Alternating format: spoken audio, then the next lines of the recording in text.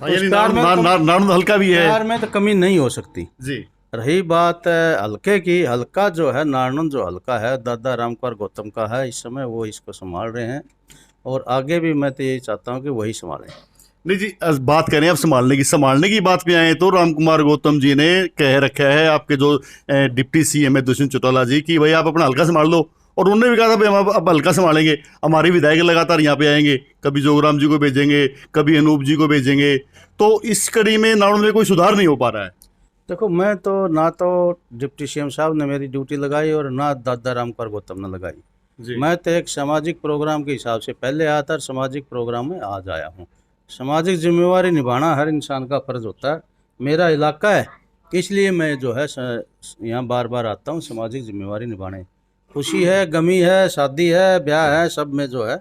और आप देखते हो, अभी नहीं, मैं तो जब से आप राजनीति में लगा लो तो आप लोगों से ज़्यादा संपर्क हुआ है, हमेशा ही मतलब जो आया हूँ बराबर। नहीं, अभी पिछली दफा आप रेस्ट हाउस में आए हुए थे, रेस्ट हाउस में लोगों की अपनी ग्रीवेंस भी सुनी थी और उसमें एक शिकायत आई थी कि भाई नारनौंद की जो लाइटें ना पिछले 2 साल से बंद हैं, और आपने उस पर संज्ञान भी लिया था कि भाई लाइटों को जुड़वाएंगे, तो अभी तक उस पर क्या कार्रवाई हो पाई? अच्छा देखो, उस टाइम जो आया था, वो जो समस्या मेरे सामने आई मैंने कही भी थी, जी। लेकिन वो समस्याएं हल नहीं हुई। इस चीज़ की शिकायत मेरे पास दोबारा किसी ने नहीं की, जी। तो इसलिए मैंने कोई संज्ञान भी नहीं लिया। मेरे हिसाब से तो जो जो आई और जो मैंने कही अधिकारियों को, वो समस्याएं हल हुई होंगी, तभी दोबारा मेरे सामने नहीं आई थी। और आज बात रही, आज आया तो लाइटों की हुई, तो अभी आपके सामने मैंने सेक्रेटरी को टेलीफोन किया है और प्रधान जी को कहा कि भाई सोमवार को वो आएंगे और आपकी जो जो लाइटें हैं उनको जो है ठीक करने का काम कराएंगे। जी, लगातार नारनौंद में आ रहे हो, कहीं नारनौंद में का जो ये प्रेम है ना, राजनीतिक प्रेम अगर जोड़ के देखें तो नारनौंद से चुनावी बिगुल तो नहीं बजाने जा रहे जोगराम सियाल? देखो, चुनावी बिगल तो नहीं बजा रहे, प्रेम कोई मतलब जो है उसमें सीमाओं में नहीं है।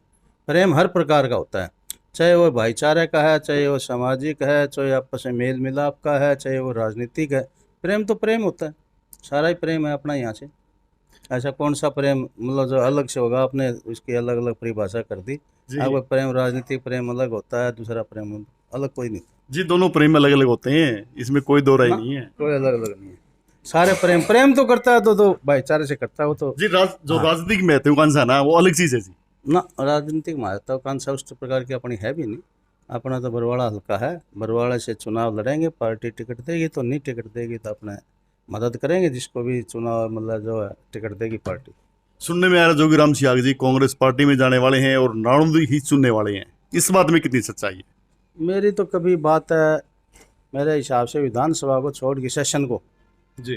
कभी भी कांग्रेस के किसी नेता से मुलाकात नहीं हुई, ना मैं उनके पास गया ना वो मेरे पास, कभी इनमें से कोई सा भी आया। तो ये कहाँ से पैदा होगी इस पर तो मुझे नहीं पता। गलियारों में तो चर्चा जोरों से है कि जोगीराम सियाग जी कांग्रेस में जाने वाले हैं और नारनौंद हल्के में उनके लिए सर्वे भी करवा जा रहा है।